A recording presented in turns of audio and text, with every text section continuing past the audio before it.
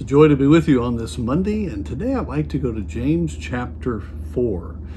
It's a passage that is the revival passage of the New Testament. We've touched on that several times, but I'd like to go to the end of the chapter that deals with our perspective on life and how that we need to understand how God works and how that we need to be depending upon Him rather than looking at it just from a normal human perspective.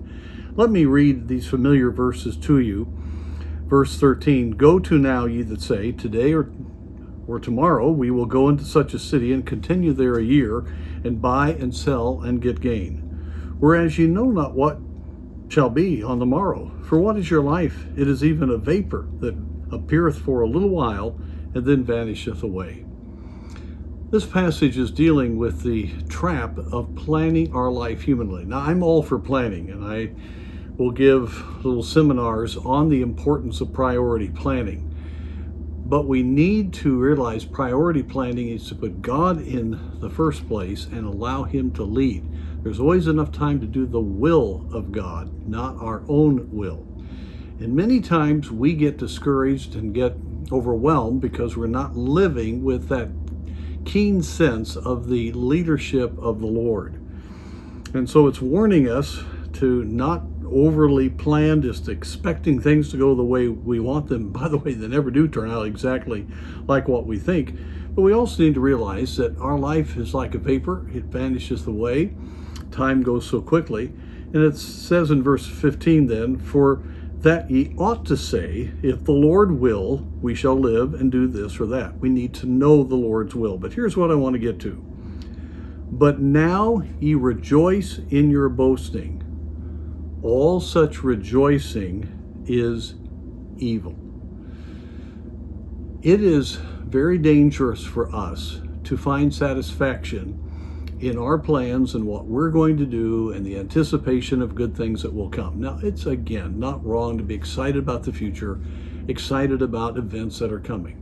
But when we have left the Lord out and it's based upon our own perception and our own desires, and we're doing things according to our own priorities, well, all such boastings, the Word of God makes it very clear here, are evil. And it's very easy for us to get into that.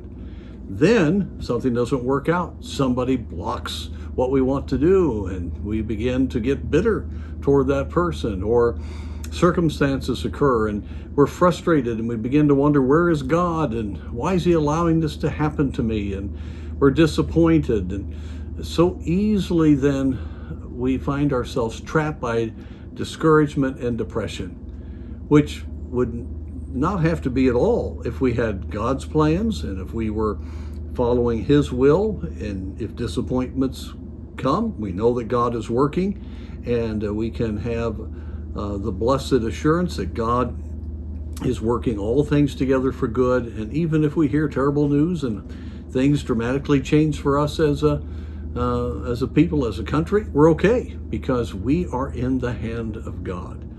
So all such boastings are evil. And the next verse is really quite earth-shaking. "Therefore to him that knoweth to do good and doeth it not, to him it is sin." When we get out of God's perfect will and are just concerned about what we want, maybe within the parameters of that which is good, but we're not truly letting God work, well, not only is it evil, it is sin. And that's why we get discouraged. So let's stay encouraged in the realm of life that God has put us, knowing that He's in control, His way is right, know to do His will and do it, and God will bless, and we can stay encouraged in Him.